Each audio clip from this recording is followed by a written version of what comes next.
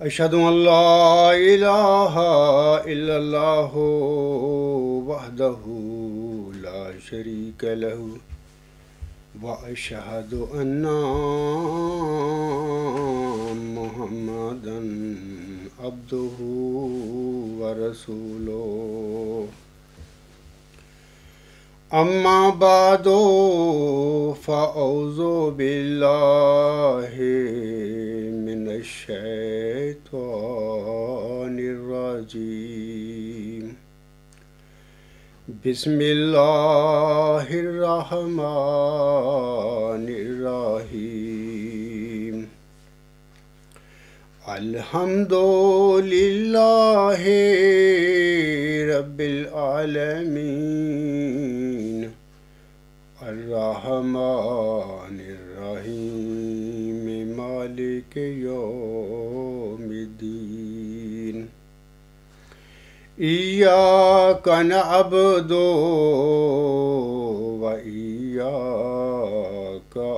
نستعين اهدنا الصراط المستقيم صراط الذين أنعمت عليهم صراط الذين أنعمت عليهم غير المغضوب عليهم ولا الضالين كتب عليكم إذا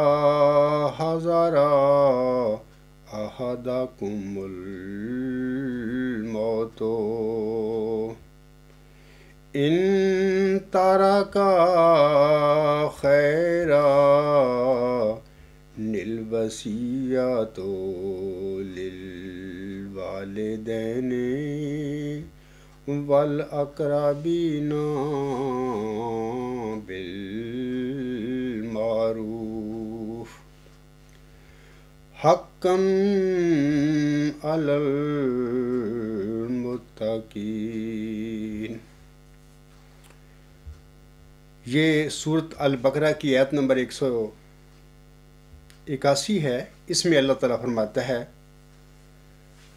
تم پر فرض کر دیا گیا ہے کہ جب تم میں سے کسی کو موت آئے،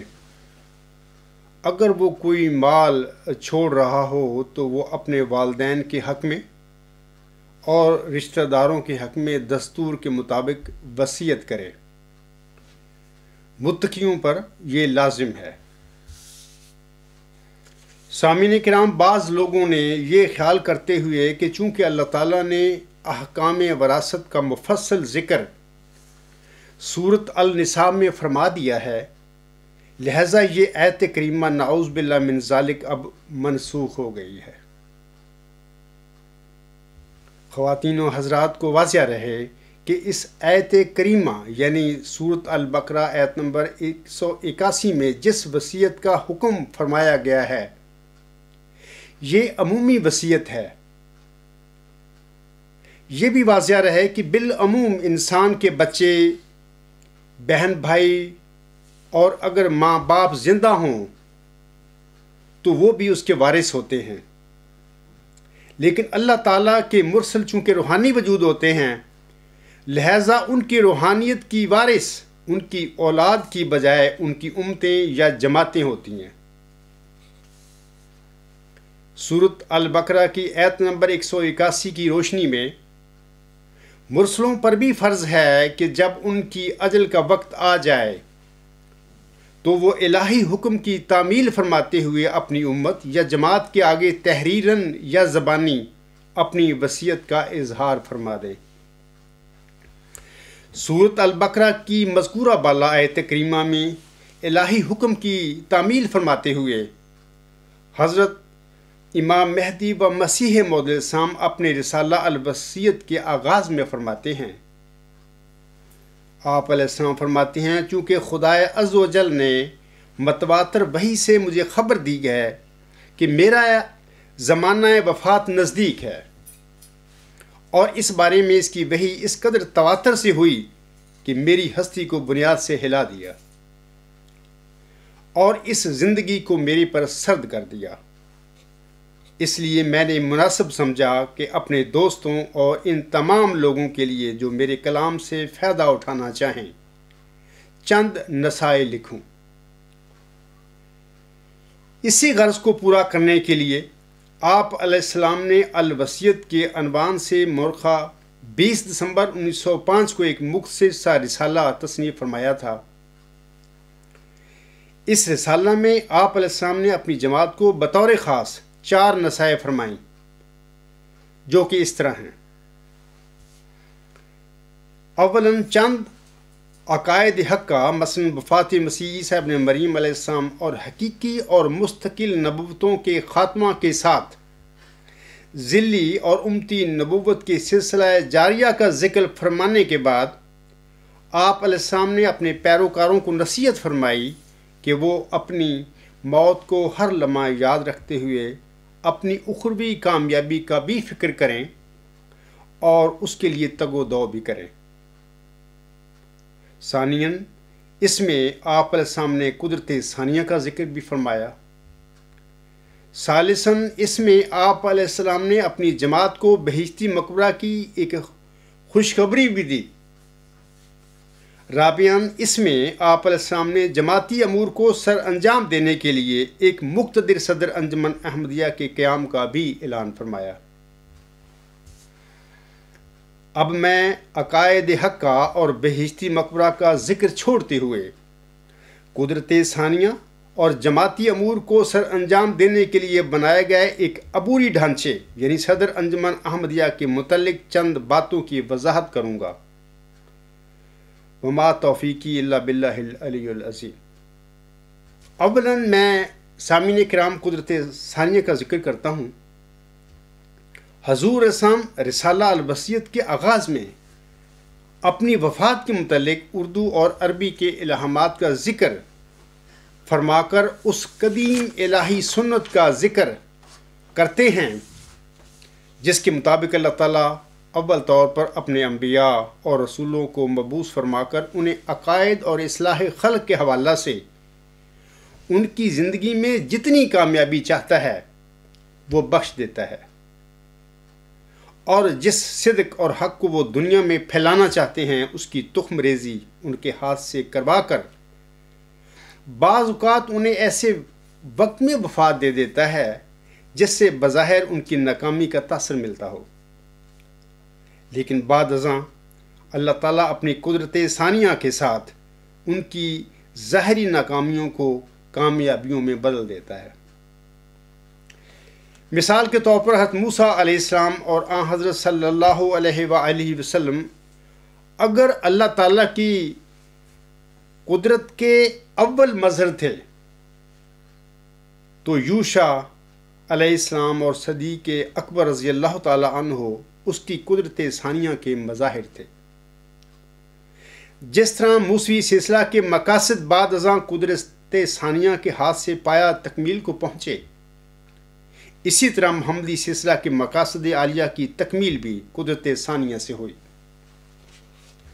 حضرت موسیٰ علیہ السلام کے بعد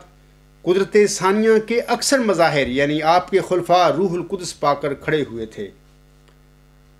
یعنی وہ معمور من اللہ ہوتے ہوئے الہامی خلفاء تھے۔ لیکن آن حضرت صلی اللہ علیہ وآلہ وسلم کے بعد قدرت ثانیہ کے چاروں مظاہر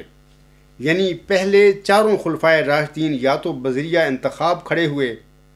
اور یا پھر وہ نامزد کیے گئے تھے۔ قدرت ثانیہ کے ان چاروں مظاہر کے بعد یہ قدرت ثانیہ بدقسمتی سے آن حضرت صلی اللہ علیہ وآلہ وسلم کی پیشگوئی کے مطابق ختم ہو کر اولاً ملوکیت میں اور پھر بعد ازاں جابر بادشاہت میں بدل گئی۔ 30 سالہ محمدی انتخابی قدرت ثانیہ یعنی خلافت راشدہ کی ملوکیت اور بادشاہت میں بدل جانے کے بعد موسوی سلسلہ کی طرح آن حضور صلی اللہ علیہ وآلہ وسلم کی ایک دوسری پیش گوئی یعنی کہ ان اللہ یبعث لہذہ الامۃ علی راس کل مئۃ سنۃ من یجدد لہا دینہا کے مطابق الہامی قدرت ثانیہ کا دائمی سلسلہ مجددین کے رنگ میں جاری ہوا، جس کا سلسلہ آج تک جاری و ساری ہے اور انشاءاللہ تعالیٰ تا قیامت جاری و ساری رہے گا۔ بند کرنے والے کئی آئے اور کئی گئے، لیکن اپنے بندوں کے لیے اللہ تعالیٰ کے فضل اور رحمت کے یہ چشمے کبھی بھی بند نہیں ہوئے، اور اللہ تعالیٰ نے ان بند کرنے والوں کے منہوں اور چہروں پر لعنت کی سیاہی اور خاک ڈال دی۔ ہر صدی کے سر پر اللہ تعالیٰ کا کوئی برگزیدہ بندہ روح القدس پا کر کھڑا ہوتا رہا اور اپنے وقت میں بدعتوں اور دیگر فتنوں و فسادوں کو جو نفسانی جوشوں کی بدولت امت محمدیہ میں راہ پا گئے تھے، انہیں دفع و دور فرماتا رہا۔ سامعین کرام، قدرت ثانیہ کے حوالہ سے حضرت امام مہدی و مسیح موعود الاسلام اپنے رسالہ الوصیت میں تحریر فرماتے ہیں، غرض دو قسم کی قدرت ظاہر کرتا ہے۔ اول خود نبیوں کے ہاتھ سے اپنی قدرت کا ہاتھ دکھاتا ہے، دوسرے ایسے وقت میں جب نبی کی وفات کے بعد مشکلات کا سامنا پیدا ہو جاتا ہے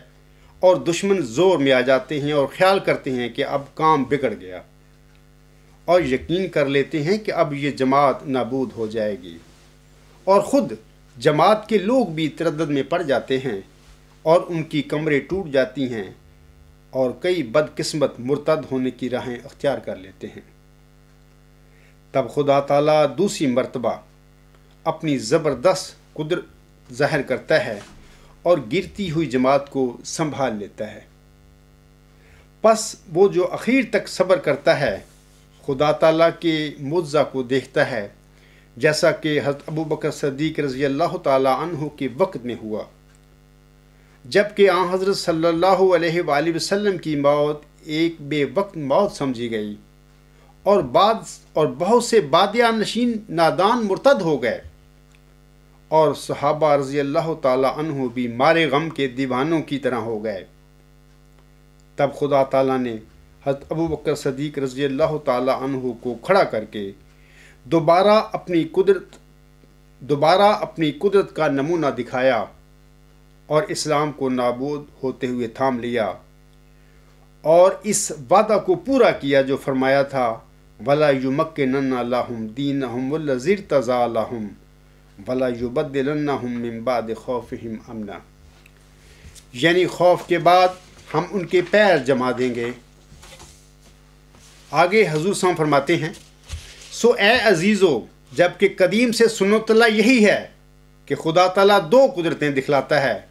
تا مخالفوں کی دو جھوٹی خوشیوں کو پامال کر کے دکھلاوے، سو اب ممکن نہیں ہے کہ خدا تعالیٰ اپنی قدیم سنت کو ترک کر دے وے۔ اس لیے تم میری اس بات سے جو میں نے تمہارے پاس بیان کی غمگین مت ہو اور تمہارے دل پریشان نہ ہو جائیں، کیونکہ تمہارے لیے دوسری قدرت کا دیکھنا بھی ضروری ہے، اور اس کا آنا تمہارے لیے بہتر ہے،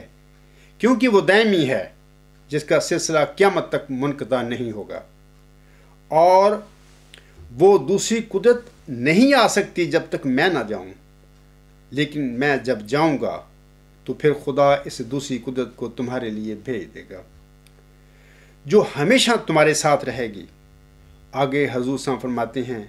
میں خدا کی طرف سے ایک قدرت کے رنگ میں ظاہر ہوا، اور میں خدا کی ایک مجسم قدرت ہوں، اور میرے بعد بعض اور وجود ہوں گے جو دوسری قدرت کا مظہر ہوں گے۔ سو تم خدا کی قدرت ثانیہ کے انتظار میں اکٹھے ہو کر دعائیں کرتے رہو، اور چاہیے کہ ہر ایک صالحین کی جماعت ہر ایک ملک میں اکٹھے ہو کر دعاؤں میں لگے رہیں تا دوسری قدرت آسمان سے نازل ہو اور تمہیں دکھا دے کہ تمہارا خدا ایسا قادر خدا ہے۔ سامعین کرام، حضور علیہ السلام کے متذکرہ بالا فرمودہ سے 4 باتیں ثابت ہوتی ہیں۔ اولاً یہ کہ حضور علیہ السلام ایک مجسم قدرت اول تھے، اسی طرح جس طرح حضرت موسیٰ علیہ السلام، حضرت عیسیٰ علیہ السلام اور حضرت صلی اللہ علیہ وآلہ وسلم مجسم قدرت اول تھے۔ ثانیاً یہ کہ قدرت ثانیہ کا ظہور آپ علیہ السلام کی وفات کے بعد ہوگا۔ ثالثاً یہ کہ قدرت ثانیہ آسمان سے نازل ہوگی۔ رابعاً یہ کہ قدرت ثانیہ کا سلسلہ دائمی ہوگا۔ آگے بڑھنے سے پہلے میں سامعین کو بتانا چاہتا ہوں کہ قدرت ثانیہ ہمیشہ دو قسم کی ہوتی ہے، یا ہم کہہ سکتے ہیں قدرت ثانیہ کے ہمیشہ دو سلسلے ہوتے ہیں۔ پہلا سلسلہ یعنی جز وقتی انتخابی قدرت ثانیہ یا امیروں اور اماموں کا سلسلہ۔ سامعین کرام، رشد و ہدایت پر چلنے والے اماموں کے اس سلسلے کو ہم محمدی خلفائے راشدین کی طرح خلفائے راشدین یا امام یا امیر کہہ سکتے ہیں، لیکن یاد رکھیں حضرت امام مہدی و مسیح موعود علیہ السلام نے اپنی الوصیت میں ان کے لیے نہ کہیں خلیفہ کا لفظ استعمال فرمایا ہے اور نہ ہی ان کے لیے امام کا لفظ استعمال فرمایا ہے۔ دوسرا سلسلہ دائمی الہامی قدرت ثانیہ یعنی مرسلین و مجددین کا سلسلہ۔ حضرت بانی جماعت علیہ السلام اپنے بعد قدرت ثانیہ کے ان دونوں سلسلوں کا ذکر اپنے رسالہ الوصیت میں روحانی خزائن جلد 20 صفحات 304 تا 307 پر اس طرح فرماتے ہیں۔ آپ علیہ السلام فرماتے ہیں، اور چاہیے کہ جماعت کے بزرگ جو نفس پاک رکھتے ہیں میرے نام پر میرے بعد لوگوں سے بیعت لے۔ یہاں بیعت لینے والوں کے انتخاب کے سلسلے میں حضور السلام حاشیہ میں لکھتے ہیں،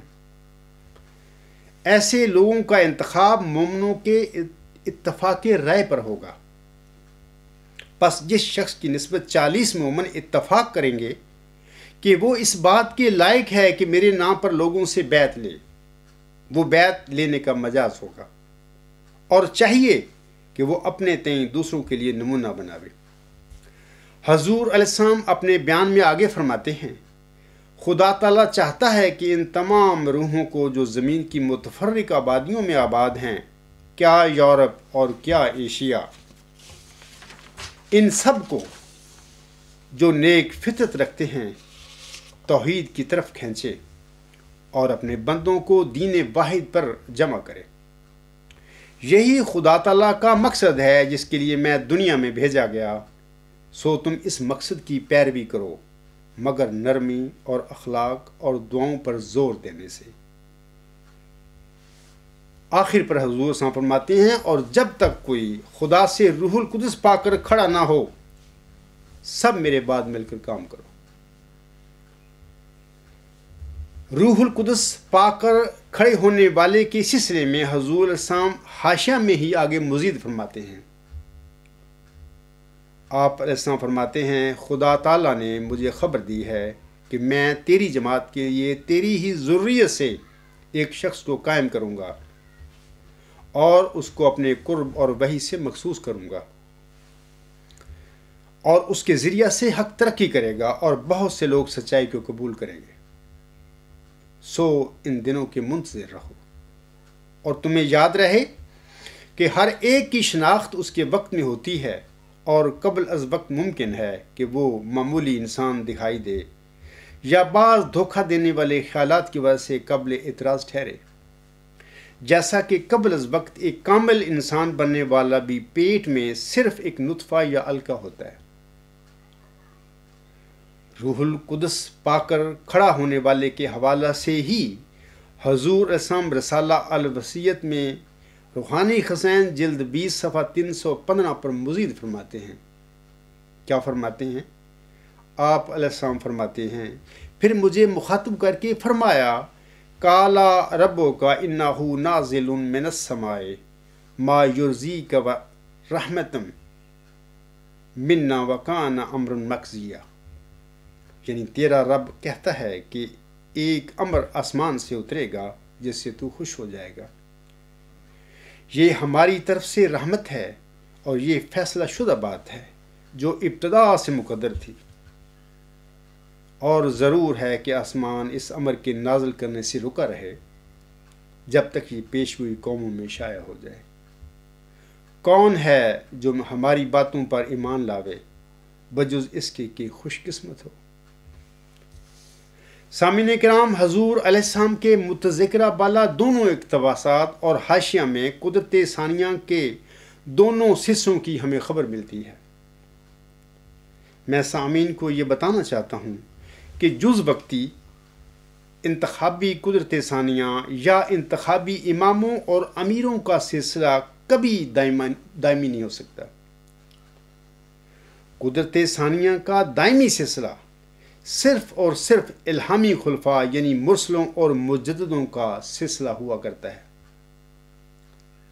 اور اس کے قطعی دلائل اور ثبوت یہ ہیں۔ پہلا ثبوت، مسند احمد کی ایک روایت کے مطابق حضرت صلی اللہ علیہ وآلہ وسلم نے فرمایا تھا، الخلافۃ 30 عاماً ثم یکون بعد ذالک الملک، یعنی میرے بعد خلفاء کا سلسلہ 30 سال رہے گا اور اس کے بعد ملوکیت قائم ہو جائے گی۔ سامعین کرام، حضرت صلی اللہ علیہ وسلم وہ پاک اور مطہر وجود تھے جن پر نبوت کے تمام کمالات ختم ہو گئے تھے۔ اللہ تعالیٰ نے آپ کو اسی لیے خاتم النبیین قرار دیا۔ یہ بھی یاد رکھیں کہ اللہ تعالیٰ نے یہ واحد مقدس اور پاک اور مطہر وجود تھا دنیا میں جس کے لیے اللہ تعالیٰ نے رحمت للعالمین کے الفاظ استعمال فرمائے۔ اس کے علاوہ یہ وہ وجود ہے دنیا میں جس پر ایک کامل کتاب اور ایک کامل شریعت نازل ہوئی تھی۔ آپ صلی اللہ علیہ وسلم کے پہلے کبھی نبی پر، کسی رسول پر کامل اور ایک کامل کتاب اور ایک کامل شریعت کبھی نازل نہیں ہوئی تھی۔ جز وقتی شریعتیں نازل ہوتی رہیں اور جز وقتی کتابیں بھی نازل ہوتی رہیں مختلف انبیاء پر۔ اب میرا سوال یہ ہے یہاں پر کہ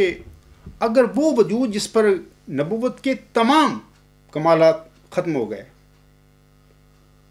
اور اس جیسا نبی نہ پہلے آیا اور نہ تا قیامت کوئی آئندہ آ سکتا ہے،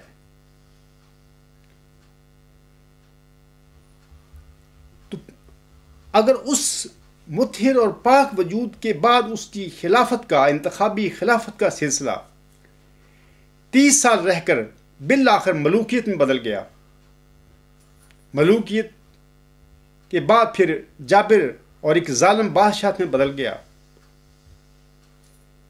تو پھر آپ کے بعد کسی اور وجود کی انتخابی خلافت کے دائمی ہونے میں کیا حضرت صلی اللہ علیہ وآلہ وسلم کی حد تک نہیں ہے؟ جو کہ نہ صرف ممکن نہیں ہے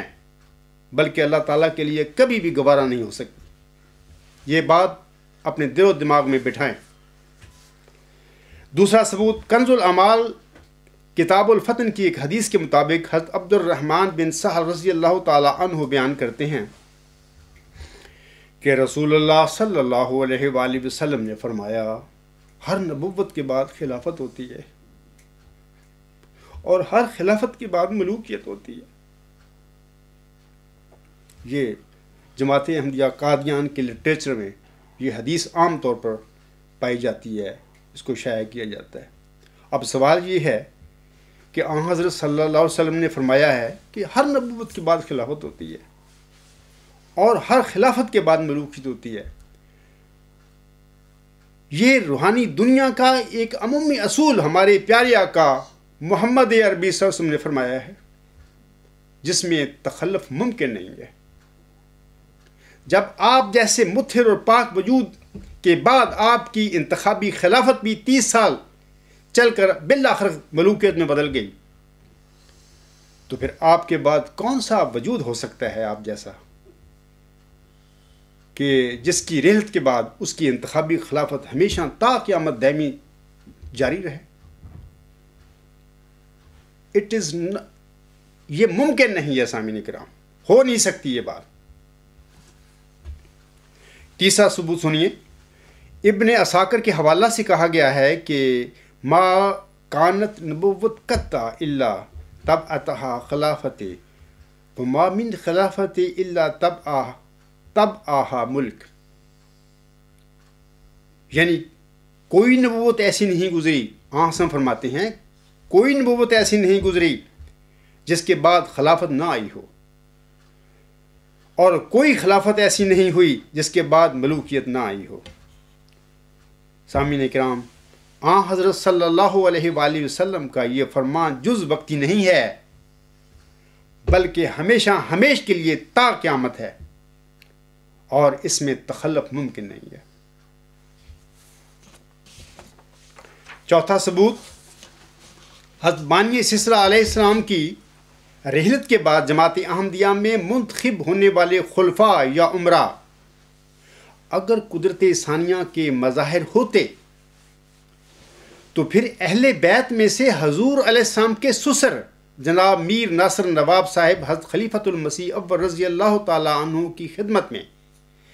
قدرت ثانیہ کے نزول کے لیے اجتماعی دعا کروانے کی درخواست کبھی نہ کرتے، کیونکہ اگر انتخابی امیر المومنین قدرت ثانیہ کا مظہر ہوتا تو پھر ایسے قدرت ثانیہ کے مظہر اول تو خود حضرت مولوی صاحب رضی اللہ تعالی عنہ خود تھے، اور وہ قدرت ثانیہ کے لیے دعائیں کروانے والوں سے کہتے کہ جناب قدرت ثانیہ کا مظہر اول تو میں ہوں، اور اب آپ میرے ہوتے ہوئے کس قدرت ثانیہ کے نزول کے لیے دعائیں کرنا اور کروانا چاہتے ہو؟ لیکن حضرت مولوی صاحب رضی اللہ تعالی عنہ نے میر ناصر نواب صاحب کو ایسا جواب نہیں دیا تھا، بلکہ آپ کی درخواست پر مولوی محمد علی صاحب کو حکم دیا تھا کہ وہ اخبارات میں قدرت ثانیہ کے ظہور کے لیے اجتماعی دعا کی تحریک شائع کریں، جیسا کہ تاریخ احمدیہ جلد 3 صفحہ 212 کے اس حوالہ سے ثابت ہے۔ قدرت ثانیہ، یہ حوالہ اس طرح ہے، قدرت ثانیہ کے لیے اجتماعی دعا۔ حضرت میر ناصر نواب صاحب نے حضرت خلیفۃ المسیح اول رضی اللہ تعالی عنہ کی خدمت میں عرض کیا کہ حضرت مسیح موعود علیہ السلام نے قدرت ثانیہ کے ظہور کے لیے ہر ملک میں اکٹھے ہو کر اجتماعی دعا کرنے کا ارشاد فرمایا۔ یہ رسالہ الوصیت کا ہی تحریر سے وہ بات کر رہے ہیں، ابھی میں نے شروع میں یہ حضور صلی اللہ علیہ وسلم کے الفاظ پڑھے ہیں۔ چنانچہ آگے وہ فرماتے ہیں، چنانچہ حضرت خلیفہ اول رضی اللہ تعالی عنہ نے مولوی محمد علی صاحب کو حکم دیا کہ وہ اخبارات میں اجتماعی دعا کی تحریک شائع کریں۔ چنانچہ انہوں نے اس کی تعمیل میں اعلان شائع فرما دیا۔ قادیان میں حضرت میر صاحب ایک عرصہ تک مسجد مبارک میں یہ اجتماعی دعا کراتے رہے۔ اب سوال یہ ہے کہ اگر یہ انتخابی خلافتیں، آج کل یہ جو لوگ ڈھنڈورا پیٹتے پھر رہے ہیں کہ قدرت ثانیہ کے مظہر فلاں، تو سوال یہ ہے کہ یہ اس زمانے میں خلیفۃ المسیح اول رضی اللہ تعالی عنہ کے دور میں ان سے یہ قدرت ثانیہ کے نزول کے لیے دعائیں کیوں کرواتے رہے تھے؟ یہ سوال ہے، سوچنے والا سوال ہے، اس پہ غور کریں۔ 5واں ثبوت میں آپ لوگوں کے آگے رکھتا ہوں کہ اگر انتخابی خلفاء یا امراء قدرت ثانیہ کے مظاہر ہوتے تو پھر حضرت خلیفۃ المسیح اول قدرت ثانیہ کے مظہر اول ہونے کے ناطے یہ کبھی نہ ارشاد فرماتے کہ جماعت احمدیہ میں قدرت ثانیہ کا مظہر آئندہ کبھی ظاہر ہوگا، یہ بات کبھی نہ وہ ارشاد فرماتے۔ جیسا کہ قادیانی جماعت کی شیخ عبد القادر مرحوم سابق سوداگر مل کی شائع کردہ کتاب حیات نور کے صفحہ 404 پر درج اس حوالہ سے قطعی طور پر ثابت ہے۔ مرحوم شیخ صاحب مکرم ملک فریض صاحب ایم اے کے برادر اکبر مکرم ماسٹر نظام الدین صاحب کے حوالہ سے لکھتے ہیں کہ 1 دسمبر 1912 کے درس میں حضرت خلیفۃ المسیح اول رضی اللہ تعالیٰ عنہ نے فرمایا تھا 30 برس کے بعد انشاءاللہ مجھے امید ہے کہ مجدد یعنی موعود قدرت ثانیہ ظاہر ہوگا۔ سامعین کرام، جہاں تک قدرت ثانیہ کے دائمی، یہ تو میں نے ابھی تک آپ لوگوں کو یہ 5 ثبوت دیے ہیں کہ انتخابی خلفاء یا اماموں کا سلسلہ کبھی بھی دائمی قدرت ثانیہ نہیں ہو سکتے۔ ہاں، جز وقتی پارٹ ٹائم یہ قدرت ثانیہ کے مظاہر یا خلفائے راشدین ہو سکتے ہیں، جیسے کہ امت محمدیہ میں حضرت صلی اللہ علیہ وآلہ وسلم کے بعد 4 خلفائے راشدین کا امت میں ذکر ملتا ہے۔ ہم ان کو انتخابی قدرت ثانیہ کے مظاہر کہہ سکتے ہیں۔ ایسے ہی حضرت امام مہدی و مسیح موعود السلام کے بعد حضرت مولوی نور الدین رضی اللہ تعالیٰ عنہ کا وہ پاک وجود تھا، جس کے متعلق ہم کہہ سکتے ہیں کہ وہ بھی انتخابی قدرت ثانیہ کا ایک مظہر تھا۔ لیکن یہ انتخابی خلافتیں یا یہ امام، ان کا جو سلسلہ ہوتا ہے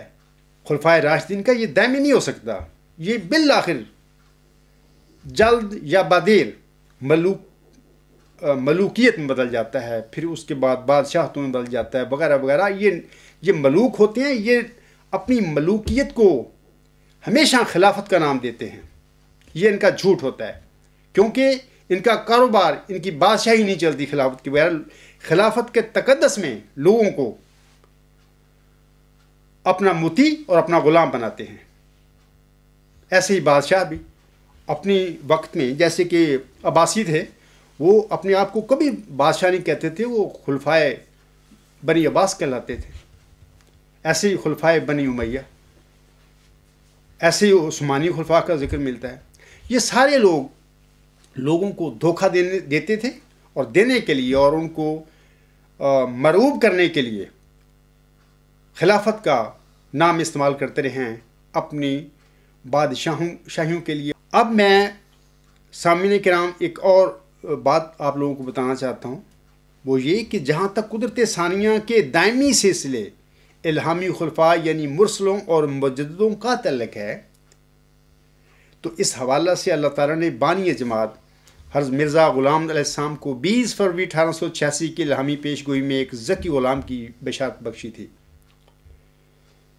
اس موعود ذکی غلام کو اللہ تعالیٰ نے ملہم کے الہامی کلام میں مسیح عیسیٰ ابن مریم قرار دیا ہوا ہے۔ ملہم نے بھی اپنے طور پر اسے مسیح ابن مریم قرار دینے کے ساتھ ساتھ اسے مسلم موعود کا لقب دیا تھا۔ دوسری بات یاد رکھیں کہ حضرت امام مہدی و مسیح موعود علیہ السلام نے رسالہ البصیرت میں، اور جب تک کوئی خدا سے روح القدس پا کر کھڑا نہ ہو، کہ الفاظ موعود ذکی غلام کے حوالہ سے اسی دائمی قدرت ثانیہ کے نزول کے سلسلہ میں ارشاد فرمائے تھے۔ اور یہ وہ فکرہ ہے حضور سامنے الوصیت میں لکھا، جو کہ موجودہ 1914 سے خلافت پر قبضہ کرنے والے یہ جو ملوک ہیں، بلائے دمشق کے نمائندے ہیں، ان کو بڑی تکلیف دیتا ہے یہ فکرہ۔ آپ دیکھیں ان کی تقریریں، ان کی تحریریں، ان میں یہ ان کے مولوی بھی، ان میں جب یہ حضور صاحب کا یہ حوالہ پڑھتے ہیں تو اس میں سے یہ جو فکرہ ہے، اور جب تک کوئی خدا سے روح القدس پا کر کھڑا نہ ہو، سب میرے بعد مل کر کام کرو، یہ اس میں نہ پڑھتے ہیں تقریروں میں، نہ اپنی تحریر میں لکھتے ہیں۔ یہ ان کی مکر اور منافقت ہے کہ یہ لوگ قدرت ثانیہ کے نمائندے نہیں بلکہ بلائے دمشق کے نمائندے ہیں۔ یہ تیسری بات یاد رکھیں کہ رسالہ الوصیت کے حاشیہ میں حضور صاحب نے یہ جو فرمایا تھا کہ خدا نے مجھے خبر دی ہے کہ میں تیری جماعت کے لیے تیری ہی ذریت سے ایک شخص کو قائم کروں گا۔ یہ بھی یاد رکھیں، ذریت سے مراد یہاں پر روحانی اولاد ہے، اور جو جسمانی اولاد ہوتی ہے اس کے لیے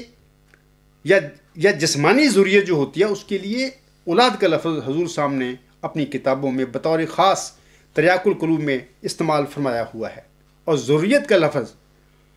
روحانی اولاد کے لیے استعمال فرمایا ہوا ہے۔ آپ علیہ السلام فرماتے ہیں، خدا نے مجھے خبر دی ہے کہ میں تیری جماعت کے لیے تیری ہی ذریت سے ایک شخص کو قائم کروں گا اور اس کو اپنے قرب اور وحی سے مخصوص کروں گا اور اس کے ذریعے سے حق ترقی کرے گا اور بہت سے لوگ سچائی کو قبول کریں گے۔ سو ان دنوں کے منتظر رہو۔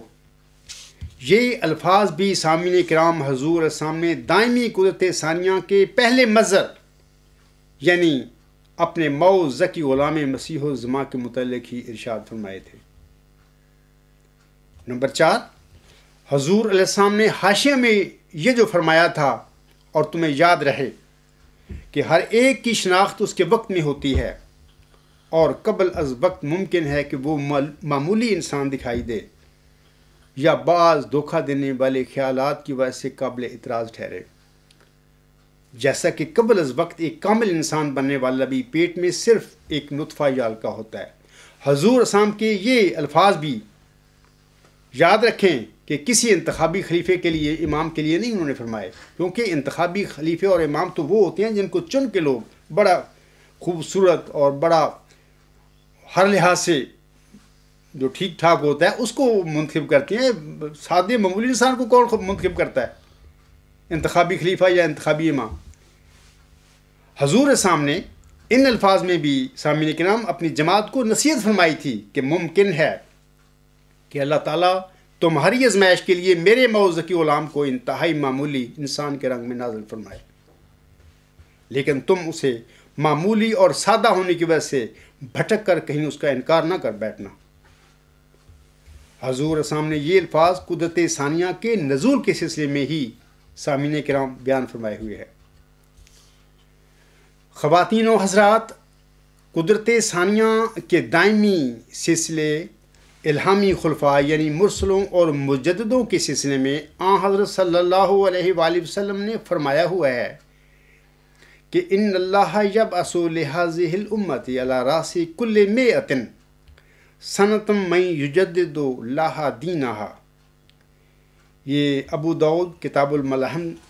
میں حدیث پائی جاتی ہے۔ حضرت ابو ہریرہ رضی اللہ تعالیٰ عنہ سے روایت ہے کہ رسول خدا صلی اللہ علیہ وآلہ وسلم نے فرمایا کہ اللہ تعالیٰ اس امت کے لیے ہر صدی کے سر پر ایک شخص کو مبعوث کرے گا جو اس کے دین کی تجدید کرتا رہے گا۔ یہ وہ دائمی قدرت کے سلسلے کے حوالے سے نے یہ الفاظ اپنی امت کو بشارت دی ہوئی ہے، یعنی اس حدیث میں اس دائمی قدرت ثانیہ کا ذکر ہے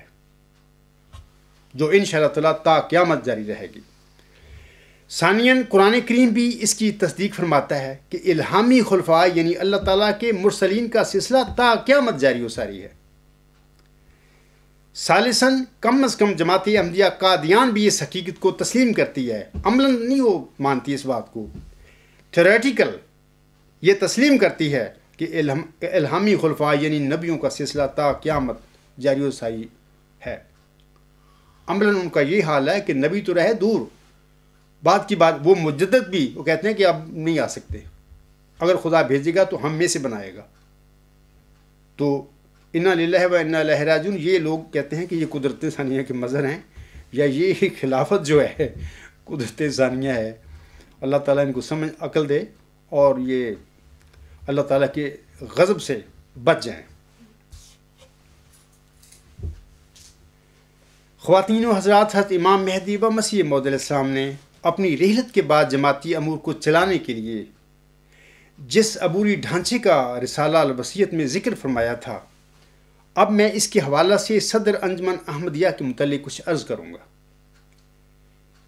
اس حوالے سے اولاً یہ کہ 40 مومنوں کے اتفاق رائے سے منتخب ہونے والے امیر المومنین کو حضور علیہ السلام نے نہ اپنے رسالہ الوصیت میں اور نہ ہی کسی اور جگہ پر اپنا جانشین قرار دیا، بلکہ بحیثیت مجموعی صدر انجمن احمدیہ کو ہی اپنا جانشین قرار دیا تھا۔ جیسا کہ آپ سلام فرماتے ہیں، چونکہ انجمن خدا کے مقرر کردہ خلیفہ کی جانشین ہے، اس لیے انجمن کو دنیا داری کے رنگوں سے بکلی پاک رہنا ہوگا اور اس کے تمام معاملات نہایت صاف اور انصاف پر مبنی ہونی چاہیے۔ الوصیت روحانی خزائن جلد 20 صفحہ 325۔ ثانیاً 40 مومنوں کے اتفاق رائے سے منتخب ہونے والے امیر المومنین کے حوالہ سے حضور علیہ السلام نے نہ الوصیت میں اور نہ ہی کسی اور جگہ پر یہ فرمایا کہ میرے بعد اس کا فیصلہ ہی صحیح اور قطعی ہوگا، بلکہ اپنی الوصیت میں اپنی جانشین انجمن کے حوالہ سے ہی یہ فرمایا تھا کہ اس کا اکثریتی فیصلہ صحیح اور قطعی ہوگا، جیسا کہ آپ علیہ السلام مورخہ 27 اکتوبر 1907 کو اپنے ایک مراسلہ میں لکھتے ہیں۔ حضور علیہ السلام لکھتے ہیں، میری رائے تو یہی ہے کہ جس امر پر انجمن کا فیصلہ ہو جائے کہ ایسا ہونا چاہیے اور کثرت رائے اس میں ہو جائے تو وہی رائے صحیح سمجھنا چاہیے اور وہی قطعی ہونی چاہیے۔ لیکن اس قدر زیادہ لکھنا پسند کرتا ہوں کہ بعض دینی امور میں جو ہماری خاص اغراض سے تعلق رکھتے ہیں مجھ کو محض اطلاع دی جائے، اور میں یقین رکھتا ہوں کہ یہ انجمن خلاف منشا میری ہرگز نہیں کرے گی، لیکن صرف احتیاطاً لکھا جاتا ہے کہ شاید وہ ایسا امر ہو کہ خدا تعالیٰ کا اس میں کوئی خاص ارادہ ہو، اور یہ صورت صرف میری زندگی تک ہے، اور بعد میں ہر ایک امر میں صرف انجمن کا اتحاد ہی کافی ہوگا۔ حضور صاحب کی زندگی کے بعد کیا ہوا اس انجمن کے ساتھ، جس کے متعلق بانی جماعت حضرت امام مہدی و مسیح موعود صاحب یہ فرماتے ہیں کہ اور یہ صورت میری زندگی تک ہے، اور بعد میں ہر ایک امر میں انجمن کا اتحاد ہی کافی ہوگا۔ مرزا بشیر الدین محمود احمد نے اس انجمن کو جو اس کے باپ کی بنائی ہوئی تھی ٹھوکر مار کے دور پھینک دیا۔ یہ باتیں انشاءاللہ تعالیٰ بعد میں خطبات میں آپ لوگوں کو بتاؤں گا۔ سامعین کرام، الغلام.com پر نیوز نمبر 91 میں حضور صاحب کے ہاتھ سے لکھا ہوا آپ کا یہ حکم نامہ پڑھ سکتے ہیں۔ یہ جو ابھی میں نے حضور صاحب کے لفظ پڑھے ہیں یہ حضور صاحب کے اپنی ہینڈ رائٹنگ میں اپنے الفاظ میں تم لوگ الغلام.com پر نیوز نمبر 91 میں تم پڑھ سکتے ہو۔ حضرت بانی جماعت علیہ السلام نے اس انجمن کے 14 ممبران تجویز فرمائے جو کہ معتمدین کہلاتے تھے۔ حضور صاحب نے مولوی نور الدین رضی اللہ تعالیٰ عنہ کو اس انجمن کا صدر اور مولوی محمد علی صاحب کو اس کا سیکٹری اور خواجہ کمال الدین صاحب کو اس انجمن کا قانونی مشیر مقرر فرمایا تھا۔ حضور صاحب کے نامزد کردہ انجمن کے 14 ممبران کے اسماء گرامی یہ تھے۔ نمبر 1 مولوی نور الدین رضی اللہ تعالیٰ عنہ صدر، نمبر 2 مولوی محمد علی صاحب سیکٹری، نمبر 3 خواجہ کمال الدین صاحب مشیر قانونی، نمبر 4 مولانا سید محمد حسن صاحب امروہی، نمبر 5 صاحبزادہ مرزا بشیر الدین محمود احمد صاحب، نمبر 6 نواب محمد علی خان صاحب رئیس مالیر کوٹلہ، نمبر 7 سیٹھ عبد الرحمن صاحب مدراس، نمبر 8 مولوی Ghulam Hassan Khan Sahib registrar Peshawar, number 9 Mir Hamid Shah Sahib Sialkot, number 10 Sheikh Rahmat Ullah Sahib تاجر مالک English warehouse Lahore, number 11 doctor Mirza Yaqub Baig Sahib Lahore, number 12 doctor Syed Muhammad Hussain Shah Sahib Lahore, number 13 doctor Khalifa Rashid uddin Sahib Lahore, number 14 doctor Mir Muhammad Ismail Sahib assistant surgeon. یہ وہ 14 ممبران تھے جو حضور علیہ السلام نے اپنی انجمن کے لیے بطور مجلس معتمدین یہ نامزد فرمائے تھے، اور انہی کے متعلق حضور صاحب نے یہ جو ابھی میں نے حضور صاحب کی تحریر یا مراسلہ پڑھا ہے انہی کے متعلق فرمایا تھا کہ انہی کی اکثریتی رائے صحیح اور قطعی ہوگی۔ حضرت خلیفۃ المسیح رضی اللہ تعالیٰ عنہ اپنے 15 اکتوبر 1909 کے خطبہ عید الفطر میں اس صدر انجمن احمدیہ کے متعلق کیا فرماتے ہیں وہ بھی سن لیجئے۔ آپ رضی اللہ تعالیٰ عنہ فرماتے ہیں، حضرت صاحب کی تصنیف میں معرفت کا ایک نقطہ ہے، وہ میں تمہیں کھول کر سناتا ہوں۔ جس کو خلیفہ بنانا تھا اس کا معاملہ تو خدا کے سپرد کر دیا، اور ادھر 14 اشخاص کو فرمایا کہ تم بحیثیت مجموعی خلیفۃ المسیح ہو۔ یہ سامعین کرام سے گزارش ہے وہ ان الفاظ کو سنیں، وہ کیا فرما رہے ہیں۔ یہ خلیفۃ المسیح اول تھے۔ میں سمجھتا ہوں کہ جس طرح حضرت ابو بکر صدیق رضی اللہ تعالی عنہ کا وجود محمدی سلسلے میں سب انتخابی خلفاء کے لیے بطور سردار تھا، بین ہی احمدی سلسلے میں آنے والے آئندہ جو انتخابی خلفاء ہوں گے، خلفائے راشدین کی بات ہو رہی ہے، ملوکوں کی یا بادشاہوں کی بات نہیں میں کر رہا، ان کے لیے حضرت ابو بکر صدیق رضی اللہ تعالیٰ عنہ کی طرح ہی یہ بابرکت وجود حضرت مولوی نور الدین رضی اللہ تعالیٰ عنہ کا بھی ایک سردار کی طرح واقعہ ہوا ہے، اور یہ فرما رہے ہیں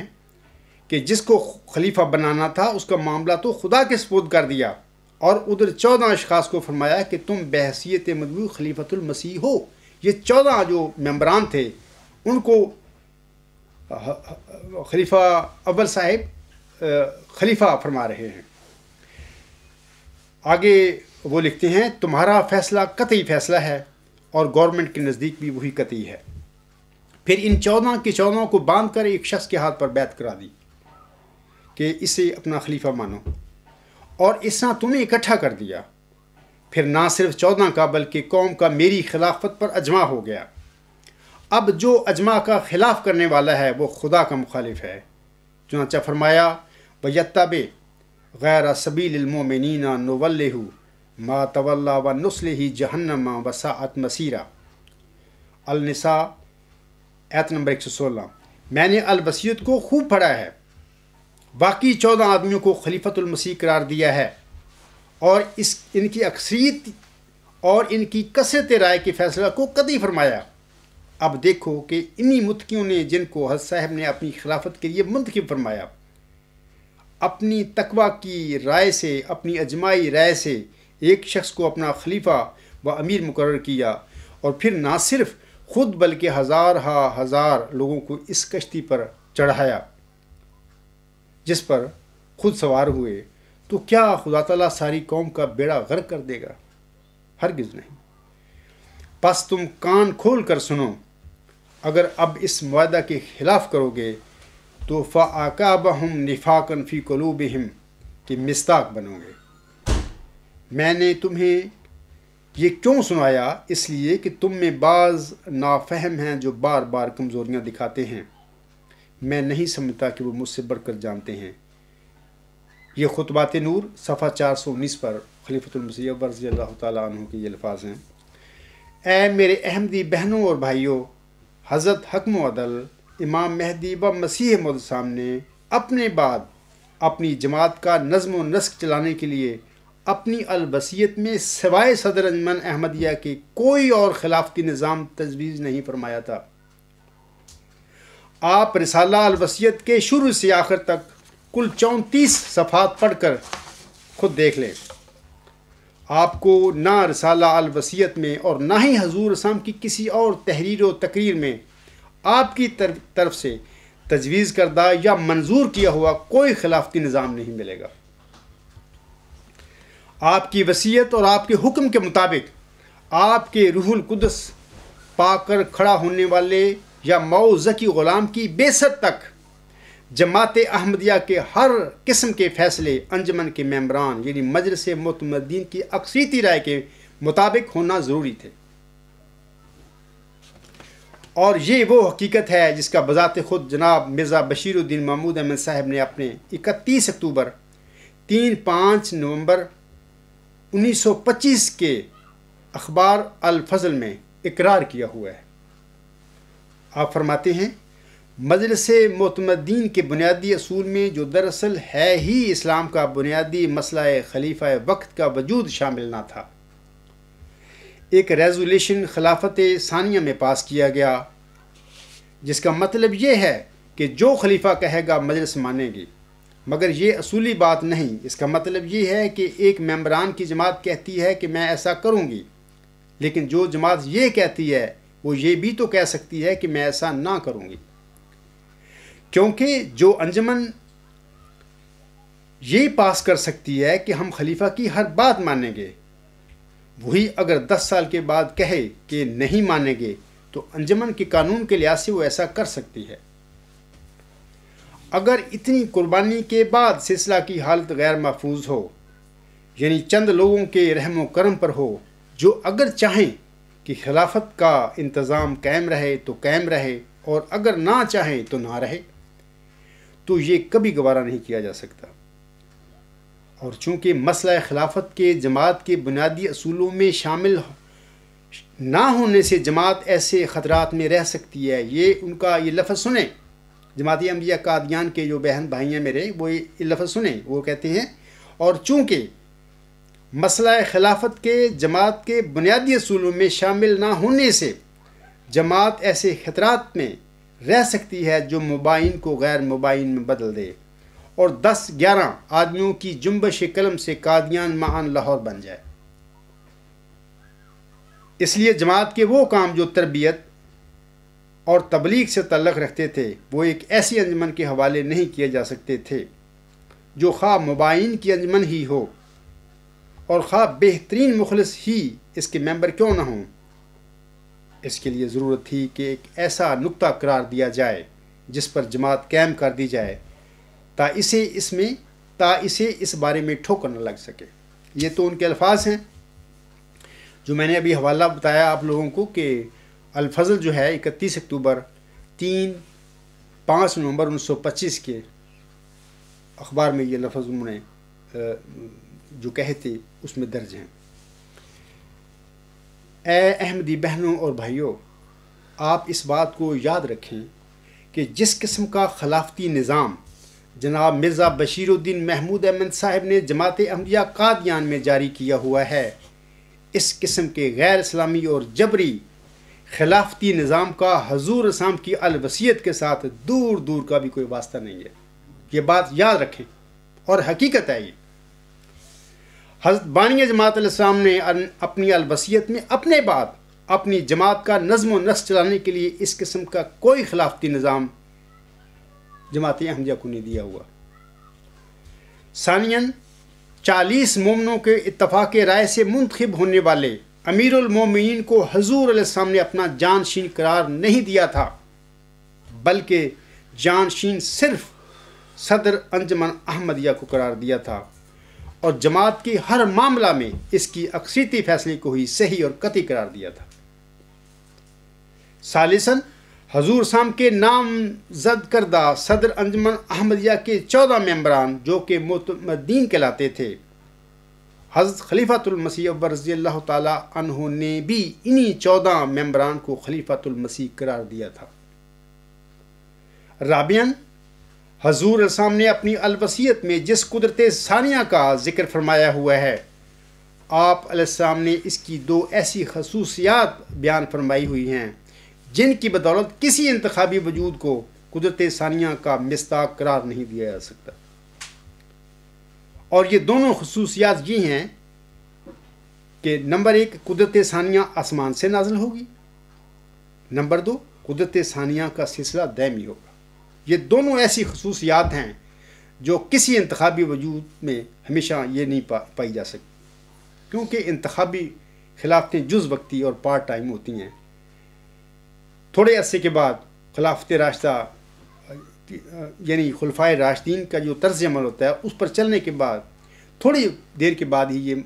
خلافتیں اس قسم کی انتخابی ملوکیتوں میں بدل جاتی ہیں، لیکن کہلواتی خلافتیں ہیں۔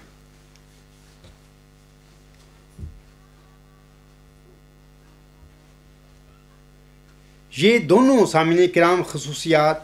انتخابی اماموں میں نہیں ہو سکتی، لہذا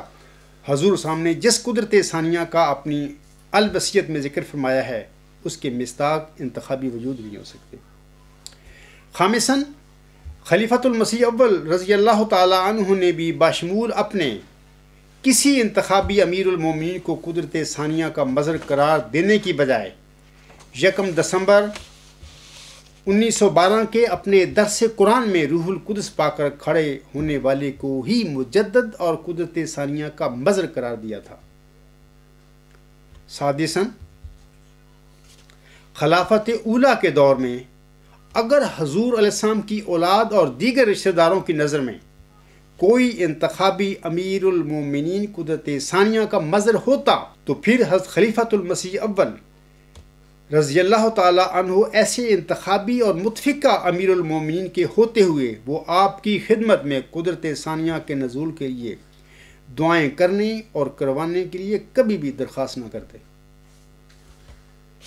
اے میرے احمدی بہنوں اور بھائیوں، یہ جو باتیں میں بتا رہا ہوں یہ سب ناقابل تردید مدلل اور ثابت شدہ حقائق ہیں۔ قادیانی نام نہاد خلفاء اور لاہوری عمرہ اور ان دونوں جماعتوں کے مولوی ان سب حقائق کو تا قیامت جھٹلا نہیں سکتے۔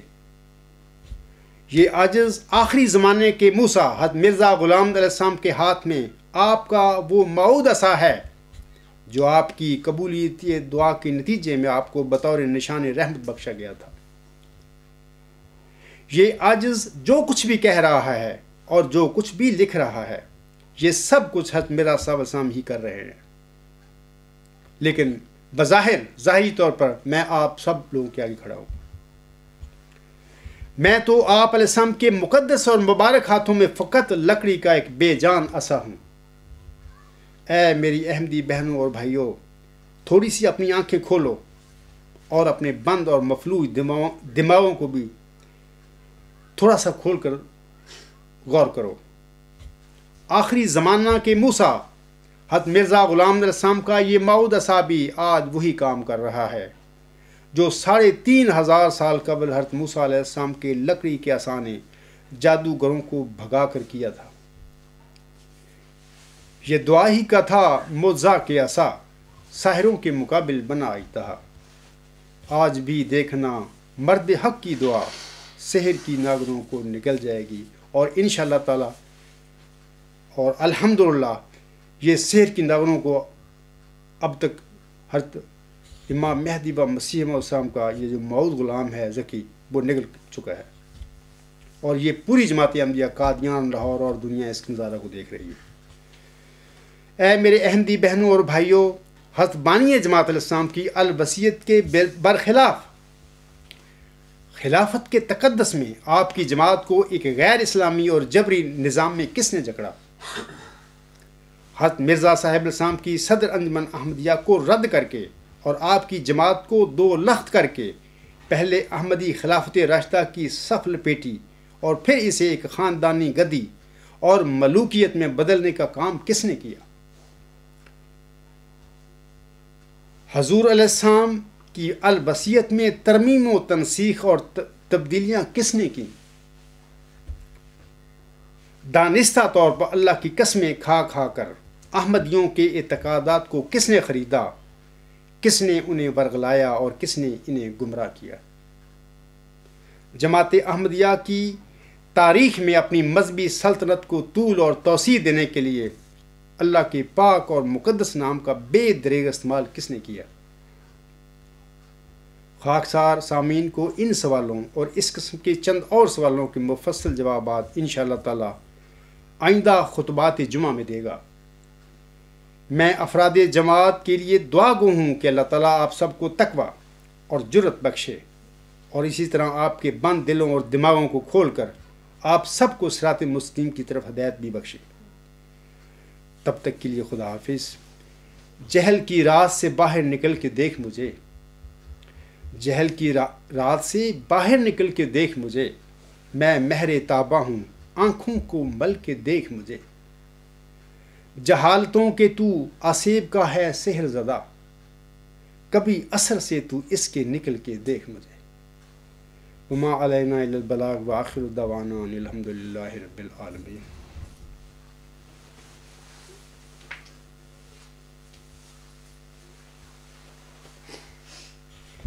الحمد للہ نحمدہ ونستعینہ ونستغفرہ ونؤمن بہ ونتوکل علیہ ونعوذ باللہ من شرور انفسنا ومن سیئات اعمالنا من يهده الله فلا مضل له ومن يضلله فلا هادي له ونشهد أن لا إله إلا الله ونشهد أن محمدا عبده ورسوله عباد الله رحمكم الله إن الله يأمر بالعدل والإحسان وإيتاء ذي القربى وينهى عن الفحشاء والمنكر والبغي يعظكم لعلكم تذكرون اذكروا الله يذكركم وادعوه يستجب لكم ولذكر الله أكبر